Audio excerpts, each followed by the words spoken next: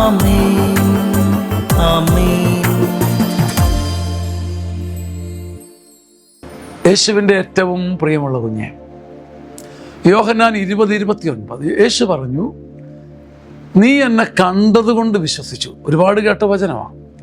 നീ എന്നെ കണ്ടതുകൊണ്ട് വിശ്വസിച്ചു, കാണാതെ തന്നെ വിശ്വസിക്കുന്നവൻ ഭാഗ്യവാന്മാർ.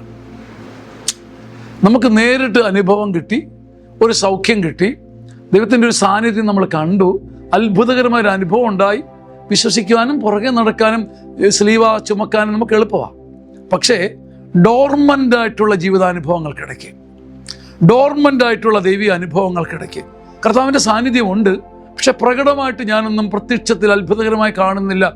എന്നിട്ടും നിരന്തരം ഉടയാതെ ഒരേപോലെ വിശ്വസിക്കുന്ന കുഞ്ഞെ, മഞ്ഞുമഴ പോലെ, മിന്നൽ പോലെ തീവ്രമായ അത്ഭുതങ്ങൾ നിനക്കില്ല.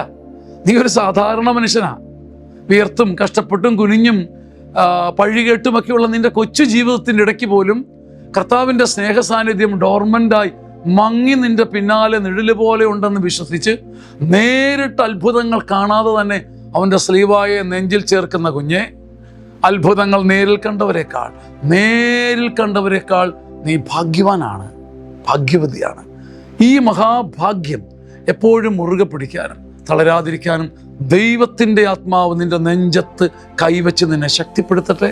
ആമേൻ, ആമേൻ, ആമേൻ.